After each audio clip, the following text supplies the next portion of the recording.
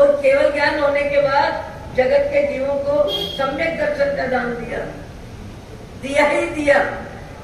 मोक्ष जाने से पहले भी लगातार कितने लंबे समय तक भगवान ने चिन्हवाणी का स्वाध्याय कराया। 16 प्रहर आपका हमारा सबका मन निर्मल कब बनेगा? जब सरल बनेगा। सरल कब बनेगा? जब दूसरे के शब्दों का असर हमारी आत्मा से भोसरे होगा। इस पंचम काल में धर्म बहुत होता है, तब बहुत होता है, जब भी होता है। मंदिर भी बनते हैं, बड़े भी बनते हैं, बढ़िया भी बनते हैं, करोड़ों की संपत्ति का दान पुण्य भी होता है। पर सब होने के बाद भी भगवान की आज्ञा पालन में हम लगभग कंजूस रहते हैं। सबसे जरूरी में जरूरी कार्य भगवान की आज्ञा का पालन। और आज्ञा पालन का लाभ क्या? भगवान कहते हैं मैं भगवान बना मेरे पुरुषार्थ से। आप मेरी सेवा करो, भक्ति करो, पूजा करो, पर मेरी तरह चलोगे तो पहुंचोगे। मेरी तरह चलोगे तो पहुंचोगे जहां मैं पहुंचा। सिद्ध अवस्था में, अर्यंत अवस्था में सर्व कर्म क्षय करके जन्म मरण से रहित, आदि व्याधि उपाधि से रहित मेरी आत्मा कब बनी? हम जितनी भी सेवा भक्ति करते हैं उसमें कहीं न कहीं हमारी मन की मांग रहती है। और मन की मांग जितनी होती है सब संसारी मांग होती है। मुझे पुत्र चाहिए, मुझे पोता चाहिए, मुझे घर का मकान चाहिए, मुझे मुकदमा जीतना है, मेरे घर में रिद्धि सिद्धि हो, मेरी चले, समाज मुझे माने, समाज मुझे पहचाने, समाज मेरा अभिनंदन करे। हमारी मांग जितनी भी होती है शारीरिक स्तर के वैभव की होती है, शारीरिक सुख सुविधा की होती है। भगवान ने अपने जीवन में सारी सुख सुविधा का त्याग किया।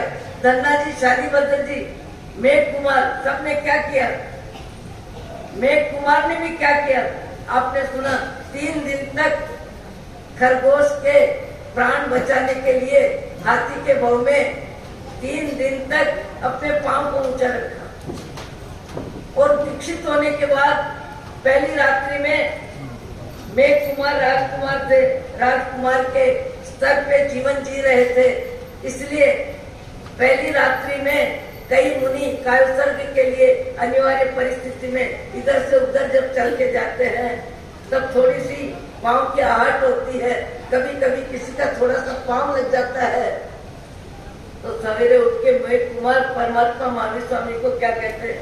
भगवान, मैं मुनि जीवन पालन करने में सक्षम नहीं हूँ, इसलिए कि मुझे रात्रि में निद्रा आने से पहले ऐसी ऐसी तकलीफ हुई। भगवान महावीर ने कहा तिर्यंच गति में तुमने विवेक का परिचय दिया, दया का परिचय दिया, अनुकंपा का परिचय दिया। और तिर्यंच गति में तुमने ऊंचे विचारों को जी के तुम राजकुमार बन गए। और यहाँ आने के बाद, मुनि बनने के बाद तुमको थोड़ी सी भी किसी की आहट सुनाई दी या तुमको थोड़ा सा पांव लगा, उसमें तुम्हारा मन विचलित हो गया। भगवान की वाणी का असर होके अपने विचारों में तत्काल मेघ कुमार स्थिर हुए। कभी कभी ऊंचे व्यक्ति जितने अच्छे होते हैं, मैं कभी कभी नोट करती हूँ कि हकीकत में अपना भाव जगत परमात्मा की आज्ञा के अनुसार जीवन कब जिएगा। बात है धोरका की। कलीपुर तीर्थ के सामने दत्त सूरी दादाबाड़ी का जब पुनः मार्बल में रूपांतरण हुआ, विचक्षण सिंह जी महाराज के उपदेश से दादाबाड़ी बनी। और दादाबाड़ी बनने के बाद मार्बल में रूपांतरण हुआ, फिर प्रतिष्ठा हुई। उस समय गायक तो होते ही हैं और ज्यादातर 2-4 कैमरे वाले हो जाते हैं, इधर उधर घूमते रहते हैं। और जिनकी तरफ से कार्यक्रम होता है, जिंदगी में 10 बार भले देखे या नहीं देखे, पर उस समय फोटो खिंचाने में धड़ाधड़ पैसा फेंकते हैं। तो मैंने देखा, हम सब साथी ऊपर बैठे थे, हम साथी ऊपर बैठे थे, सामान नीचे बैठा था और हम ऐसे बैठे थे। सामने ही सब श्रावक थे, श्रावकों में कुमारपाल भाई भी बैठे थे। देखो, जो बहुत ऊंचा जीवन जीता है उसी का नाम लिया जाता है और उसी के शब्दों का असर होता है। वो वहां बैठे थे, मुझे बार बार लग रहा था ये क्या फोटोग्राफर इधर से उधर, कभी इधर चले रहा है, कभी इधर चले रहा है, कभी इधर जा रहा है, कभी उधर जा रहा है। मैं ऊपर बैठे बैठे सोच रही थी कि ये व्यक्ति किस व्यक्ति को पांव लगा रहा है। बार बार कुमार पाल भाई के पांव से उसके पांव टकरा रहे थे, कभी अंगूठा, कभी पीढ़ी, कभी कुछ। मैंने दूसरे दिन उनको कहा, मैंने कहा आपके साथ क्या हो रहा था? बोला अच्छा हुआ ना, उस भाई का चरण स्पर्श मिला, मुझे क्या तकलीफ? उस भाई का चरण स्पर्श मिला, मोक्षगामी जीव है सब, मुझे चरण स्पर्श मिला, इसमें मुझे तकलीफ क्या? देखो, भाव जगत जिसका जितना ऊंचा होता है, उस व्यक्ति के विचारों में ऊंचाई भी कितनी होती है और अच्छाई भी कितनी होती है। बुराई में से भी अच्छाई निकाल देते हैं। मैं सुनते ही रह गई कि हुआ क्या। एक बार ट्रक से बिल्ली का देहांत हो गया। बिल्ली के 4 बच्चे, कुमार पाल भाई ने आंखों से देखा, उनको अपने ऑफिस में लेके आए। 4 दिन, 5 दिन, 8, 10 दिन उनकी सार संभाल बच्चे की तरह की, दूध पिलाया, शीशी मंगाई, सब किया। और उसके बाद भी वो बच्चे पूरी तरह जिए नहीं। और उसके बीच में एक उनका कार्यक्रम पहले से निर्धारित था, वहां के लोगों का समाचार आया, कुमार पाल भाई आपकी प्रतीक्षा है। कुमार पाल भाई जवाब में कहते हैं, मुझे आना चाहिए था, पर मेरे यहाँ अभी 4 मेहमान हैं और उन 4 मेहमान को मेरी जरूरत है, इसलिए मैं नहीं आ सकूं। 4 बिल्ली के बच्चों की सेवा में दिन में 10 बार ध्यान देते थे। और फिर किसी से पूछा, डॉक्टर से, कि मैंने इतनी सार संभाल की, उसके बाद भी ये बच्चे सबके सब जीवित क्यों नहीं रहे? तो डॉक्टर ने कहा, नवजात शिशु को सबसे ज्यादा माँ का दूध चाहिए, माँ का ममत्व चाहिए, सबसे ज्यादा सुरक्षा, सबसे ज्यादा शरीर बल और सबसे ज्यादा आत्मीयता माँ की सफल होती है। माँ के प्रति, माँ बाप के प्रति, संतान के प्रति हमारा भाव जगत वसुधैव कुटुंबकम। जैन दर्शन कहता है सारा विश्व हमारा कुटुंब है। और हम हमारे परिवार में भी कुटुंब की व्यवस्था में छटाई करते हैं। और छटाई भी इतनी होती है आज के जमाने में, ओम शांति, अधिक बोलने में कोई सार नहीं है। मेरे से ज्यादा आप समझते सब, मेरे मन को मैं ही जानू या जाने तू मेरा नाम। अपने मन को कौन नहीं जानता? सब जानते हैं कि हमारा मन धार्मिक संस्कारों के साथ कितना युक्त है। धार्मिक संस्कारों में हम जैन धर्म के संस्कार कितने जी रहे हैं। हम माता पिता के प्रति क्या कर्तव्य निभाते हैं, हम भाई बहन के प्रति क्या निभाते हैं। और हमारी आंख हमारे परिवार के सदस्यों में, हमारी आंख हमारे परिवार के सदस्यों में मर्यादा में रहती है कि नहीं? आंख मर्यादा में रहनी चाहिए, हाथ मर्यादा में रहना चाहिए, जबान मर्यादा में रहनी चाहिए। कभी कभी कई व्यक्ति सीमा तोड़ के संबंधों में भी अपनी आंख को चुरा लेते हैं, आंख को बेईमान बना लेते हैं। और आंख को बेईमान बना लेते हैं। आप दुनिया को धोखा दे दो, परिवार को धोखा दे दो, जिसके साथ अन्याय हो रहा है उसकी बददुआ लगेगी और कालांतर में पशु गति के बिना छुटकारा नहीं मिलेगा। ऐसा समय, ऐसा धर्म, ऐसा श्रावक का कुल, ऐसे महावीर का शासन, ऐसे आचार विचार वाले साधु साधियों का व्याख्यान श्रवण करने के बाद यदि हमारी आत्मा अपने में निर्मल नहीं होती है तो कभी कभी कहीं कहीं तो विदेशी व्यक्ति भी जैन धर्म की आस्था का कमाल परिचय देते हैं। एक बार दीपक भाई, या तो मैंने बुलाया नहीं आए, बहुत परमात्मा के अद्भुत भक्त है वो, तबीयत ठीक नहीं है उनकी, इसलिए मना किया। वैसे हम पर्यूषण के बाद श्रावण में व्याख्यान, दोपहर का स्वाध्याय, पर्युषण पर्व के बाद पंचानी का महोत्सव होता है और आसोस के आसपास विचक्षण व्याख्यान माला का कार्यक्रम होता है। उसमें विशिष्ट वाणी संपन्न और जीवन संपन्न जो व्यक्ति होते हैं उनका वक्तव्य होता है। अभी इस बार हमने कोई निर्णय नहीं किया है, देखेंगे अनुकूलता होगी तो, नहीं तो ओम शांति। वो भाई दीपक भाई विदेश में पर्युषण कराने गए। वहाँ एक श्राविका, एक महिला, जैन धर्म की श्रद्धालु, रोम रोम में जैन धर्म की आस्था, जैन धर्म का पालन, जैन धर्म में उसका व्यवहार, वो बहन प्रतिक्रम में 3 घंटे तक स्थिर खड़ी रही। दीपक भाई ने प्रतिक्रम होने के बाद पूछा, बहन आपको क्या समझ आई? बोले, मुझे इतनी समझ आई, वीतराग धर्म की वंदना है, मुझे वीतराग धर्म की आस्था है, इसलिए मेरा मन आनंदित था, आह्लादित था। मैं स्थिर आसन से शब्दों को श्रवण कर रही थी। शब्दों का अर्थ भले मुझे मालूम नहीं है, पर शब्दों में मुझे आस्था है। आज आपको डॉक्टर जितनी दवाइयां देते हैं, आप क्या जानते हो? आस्था से तो लेते हैं, आस्था से सारे संसार के कार्य होते हैं। वो बहन कहने लगी, मुझे जैन धर्म के प्रति बड़ी आस्था है। फिर दूसरी जगह कार्यक्रम था, कार्यक्रम में स्वाध्याय था, तो कहा बहन आप भी चलो।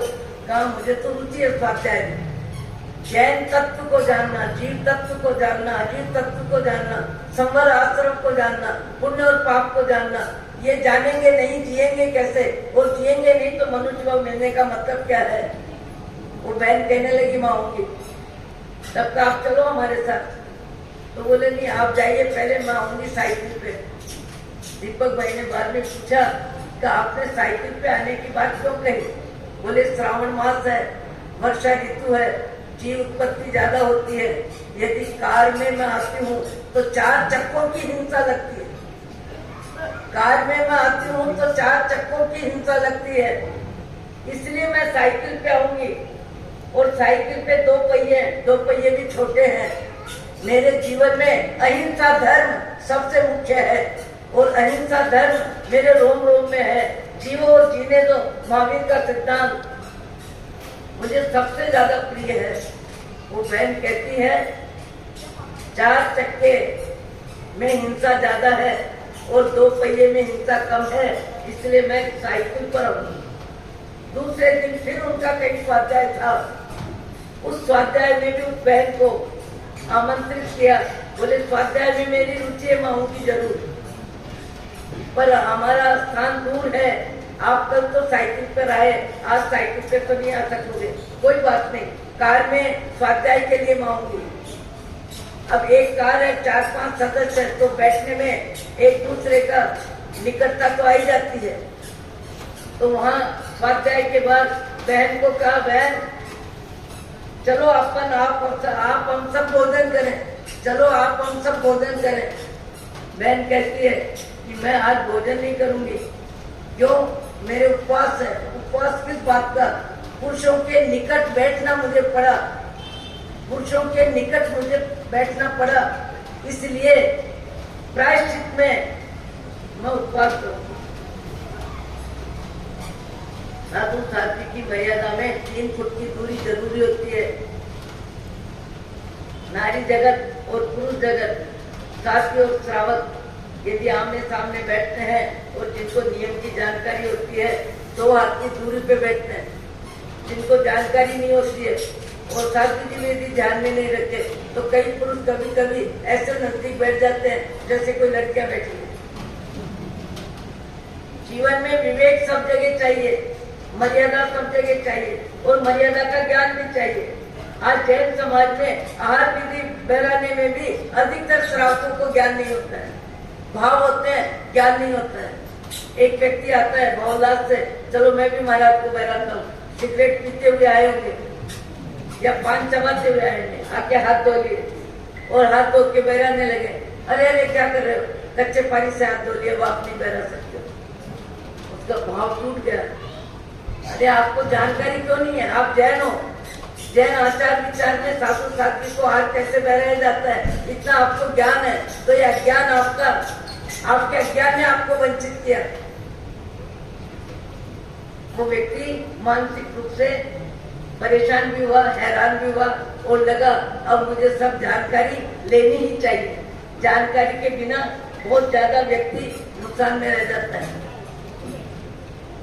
आप हम सब भगवान के अनुयायी हैं और रहेंगे और कभी कभी भगवान बनेंगे। भगवान की वाणी जब हमारे जीवन में आएगी, आपको हमको सबको जो मौका मिला, जो लाभ लिया, 10:30 कल्पसूत्र जी का वाचन साध्वी जी ने बहुत जल्दी आपको सुना दिया, इसलिए कि समझ में तो आता नहीं है। अर्धमागधी, प्राकृत, संस्कृत भाषा की जानकारी नहीं। आजकल तो अंग्रेजी का बोलबाला है। जैनियों के जितने ग्रंथ है प्राकृत में, संस्कृत में और अभी हिंदी में भी हो रहे हैं, पर हिंदी भाषा में भी रुचि कम और संस्कृत का भी अध्ययन कम। प्राकृत तो लोग जानते ही नहीं है। अंगूठा छाप की तरह बैठे बैठे सब सुन लिया, पर शायद 2-4 श्रावक होंगे जिन्होंने अर्थ को ध्यान में लिया होगा कि किस समय क्या प्रसंग चल रहा है, किस महावीर का जीवन चल रहा है, पाटनाथ का जीवन चल रहा है। जो सदा सुनते हैं उनको भले अनुमान लगे। बाकी जैन धर्म को जानने में वर्तमान में अध्ययन कितना भी व्यापक है, बहुत ज्यादा है। विदेश में जा के पढ़ाई हो रही है, लाखों की कमाई हो रही है, पर जैन धर्म को जानने में ऐसे व्यक्ति अंगूठा छाप है। अंगूठा छाप है क्यों? कि वर्तमान में जैन धर्म को जानने में रुचि बहुत कम है। मान्यता परंपरा से हम जैन है, पर्युषण पर्व मनाना है, पूर्वजों का क्या है व्यवहार है, उस व्यवहार को हमको निभाना है और उस व्यवहार को निभाने में आप संवत्सरी पर्व को प्राथमिकता देके उपवास तक करते हैं। बहुत बहुत आपका आभार है और आपकी अनुमोदना है कि आपने कहीं कहीं जैन धर्म के संस्कारों को जीवित रखा है और जीवित रखेंगे और जीवित रहेगा धर्म। कम संख्या ज्यादा संख्या हो सकती है। आज अब हम यहाँ से उठ के जैसे परिपाटी के रूप में जो आपके यहाँ परंपरा थी, बस परिस्थितियां परंपरा को बदलती है, कोई नई बात नहीं है। आज देखते देखते कपड़े बदल गए, सबके मकान बदल गए। पहले चौक होते थे, एक मकान में 4 किराएदार रहते थे। हमको मालूम है बचपन में नीचे माली, गुजर और ये कर्मचारी मकान बनाने वाले रहते थे और ऊपर में भोजन हो जाता था। तो नीचे वाली बहनें कहती थी, अरे भाई लगावन सब्जी, दाल, कटी, सब्जी तो ऊपर से आ जाएगी, नीचे अपने को रोटी बनानी है। वो भी समय था कि 4 परिवार एक मकान में आमने सामने रहते थे। आज परिस्थिति बदली की नहीं और बदलने वाली परिस्थिति को स्वीकार करी की नहीं। सबके फ्लैट है, एक दूसरे का चेहरा ही नहीं दिखता, एक दूसरे का परिचय नहीं होता, आमने सामने आते हैं। वस्त्रों में कितना परिवर्तन हो गया देखते देखते। खान पान में भी परिवर्तन हो रहा है। मैंने तो यहाँ तक सुना है कि जैन समाज में कभी कभी कहीं कहीं कोटा में नहीं होंगे, पर 2-4 गांव वालों ने तो मुझे बताया कि जैन समाज में सप्त व्यसन त्याग, दादा दत्त सूरी का फरमान, 1,30,000 नूतन जैन बनाए दादा दत्त सूरी ने, 50,000 कुशल सूरी ने। उन लोगों को जैन बनाया जो सप्त व्यसन में जिनका जीवन था और सप्त व्यसन छुड़ा के जैन धर्म में उनका प्रवेश कराया और प्रवेश करा के तत्कालीन समाज में रोटी बेटी व्यवहार कराया। और इसीलिए कराया कि इनके संस्कार सुरक्षित रहे, फिर से न बदल जाए, फिर से हिंसा में नहीं चल जाए, चोरी, व्यभिचार, मांसाहार आदि प्रवृत्ति शराब में नहीं चले जाए। इसलिए दादा गुरुदेव ने उन लोगों का उपकार किया, उपकार करके जैन जाति में सम्मिलित करके उनके संस्कारों को सिद्ध किया। आज मुझे कभी कभी सुनने को मिलता है 4-5 युवक थे, कहीं खड़े थे, मुझे लग रहा था ये बात करना चाहते हैं, तो मैंने उनकी शंका को खत्म करने के लिए कहा, भैया तुम कहाँ खड़े हो, क्या बात कर रहे हो, तुमको आना है तो आ जाओ, बात कर सकते हैं। वो 4 युवक आते हैं और बात करने के लिए खड़े होते हैं। हम सबसे पहले बात क्या करते हैं, तुम इंसान हो, इंसान बन के जियो। तुम सबसे ज्यादा परिवार और पड़ोस में इज्जत से जियो।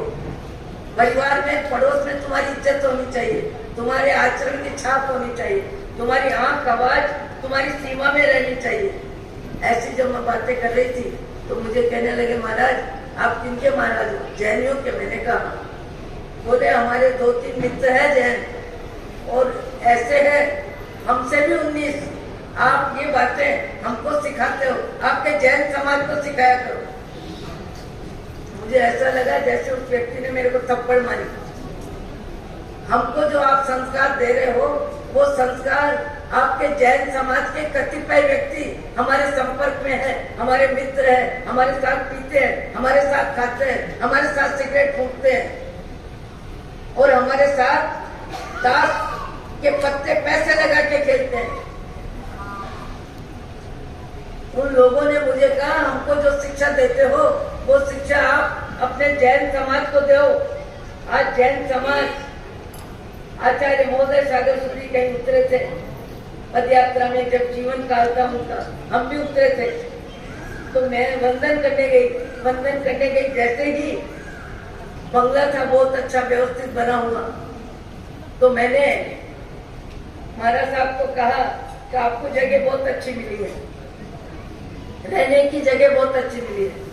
जैसे कोटा की जलवायु को लेके आने वाले कहते हैं, महाराज साहब आपकी जगह बहुत अच्छी है और आने वालों का मन लगता है।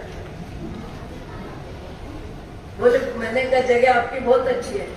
जितने में वो व्यक्ति आ गया जिसका मकान था, वो पंजाबी था। बोले, माता जी हमको लाभ मिला, बहुत अच्छा हुआ। मैंने कहा आपका व्यवसाय क्या है?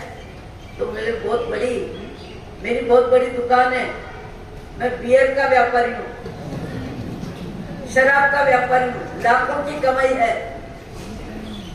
मैंने कहा राम राम महाराज जी, आप कहाँ रुके आज? मकान अच्छा लगा पर यहाँ इनके संस्कार तो कैसे हैं? उस व्यक्ति ने मुझे कहा, आप हमको शिक्षा दे रहे हो, हमारे मकान की आलोचना कर रहे हो। आपके जैन समाज के कतिपय व्यक्ति मेरी बड़ी दुकान में, होटल जैसी प्रसिद्ध मेरी दुकान है शराब की, मैं आपको 10-20 जैनियों के नाम बता दूं जो मेरी दुकान पे शराब खरीदते पीते हैं। उस व्यक्ति ने सीधा कहा, मैं नाम बता दूं आपको, और वो भी ज्यादा पैसे वाले जो 500, 400, 300 की शराब लेके पीते हैं। महाराज जैन नाम है, जैन आचार विचार अब कहाँ है? जैन समाज के लिए बहुत शर्मिंदा होने की बात है, लज्जित होने की बात है। और अपने संस्कार, हमारे दादा गुरुदेवों ने जो संस्कार हमें दिए, उन संस्कारों को सुरक्षित रखना, संस्कारों के आधार पे तो आज जैन समाज की इज्जत है, जैन समाज का बोलबाला है, जैन समाज में सबकी रुचि है, जैन समाज के साधु साधु, जैन समाज के आचार विचार की आज भी छाप है। अभी एक बहुत बड़े व्यापारी आए थे, हम साधु से तो सब तरह के लोग मिलते हैं। बोले, बंबई में मेरा मार्केट है, सब्जी मार्केट और फल मार्केट, और महाराज जब आपके जैनियों के पर्व आते हैं, मैं 15 दिन पहले सावचेत हो जाता हूँ, क्योंकि मेरी कमाई आधी हो जाती है।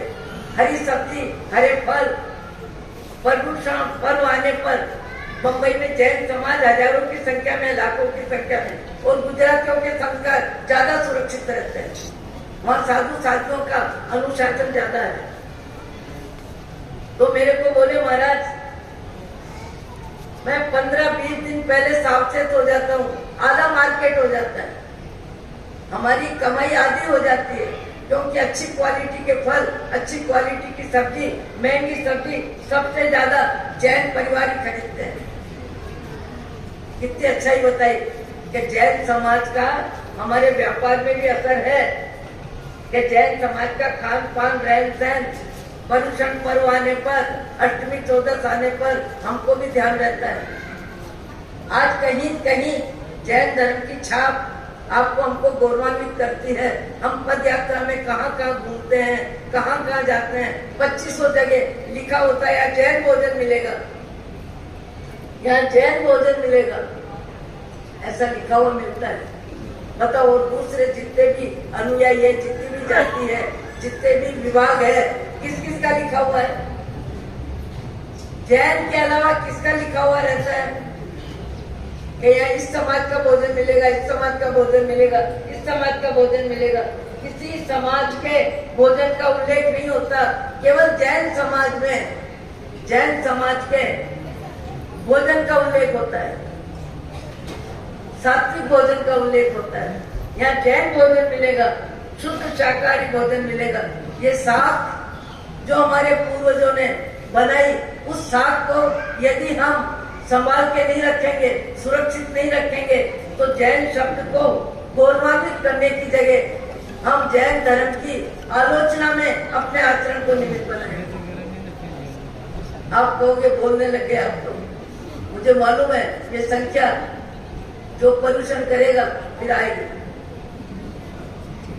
अभी पर्युषण गए नहीं, छठे छठाई लोग जिनकी रुचि है, जिनको व्याख्यान में रुचि है और जिनकी जवाबदारी है, जो संघ के कार्यकर्ता है, जिनको चेहरा दिखाना जरूरी है, वही दिखाई देंगे ज्यादा, या जिनकी सत्संग में रुचि है वो दिखाई देंगे। बाकी सब 9-2-11। 4 महीने का चौमासा है, मुझे लगता है 2 महीने का चौमासा कर देना चाहिए।